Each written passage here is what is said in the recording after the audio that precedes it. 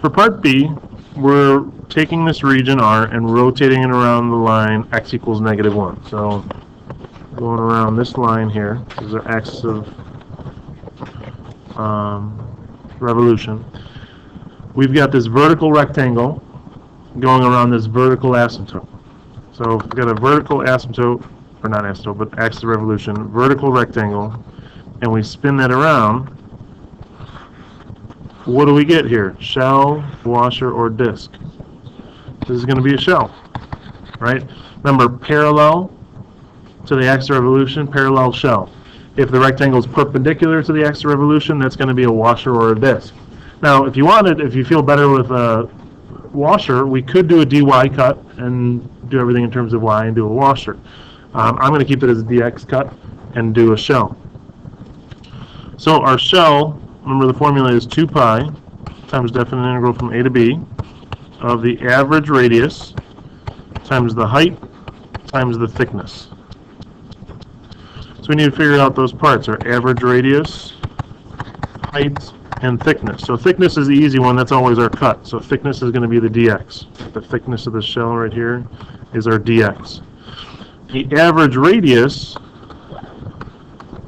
is going to go from the axis of symmetry to the x value of our rectangle. And our average radius is pretty simple. It's always going to be either x minus a number or a number minus x. It all depends on location of everything. So we're always doing right minus left for horizontal distances. So we're going to take the right x value, which is just x value of the graph, minus the x value on the left side, which is the x value of our axis. So x minus -1, we get x plus 1 for our average radius.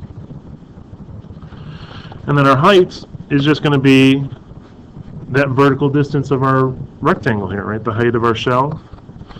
So that's still just going to be top minus bottom, kind of like from the area. So our top function is the square root of x, minus the bottom function is just x over 3.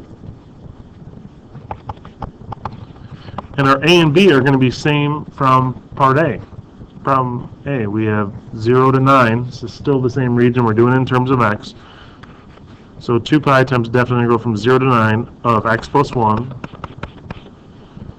times square root of x minus x over 3 dx. So we're going to do second math again. Actually, I'm going to go back and put the 2 pi in so I don't forget. Then do second math. Or not. Oh, I don't even need second, sorry, just math. Math 9. We're going from 0 to 9. And we need parentheses here for the x plus 1. Close those parentheses, and then parentheses for the height, square root of x minus x over 3. And this is all in terms of x. Oops, made a mistake there. Shouldn't have the x minus 3 in there, so let me fix that.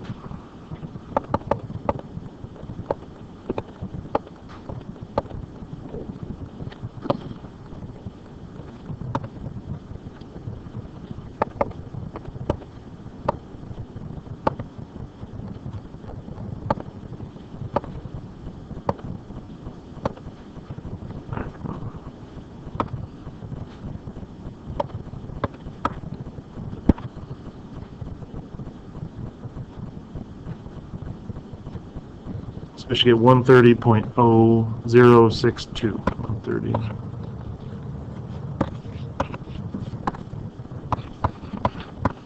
130.062.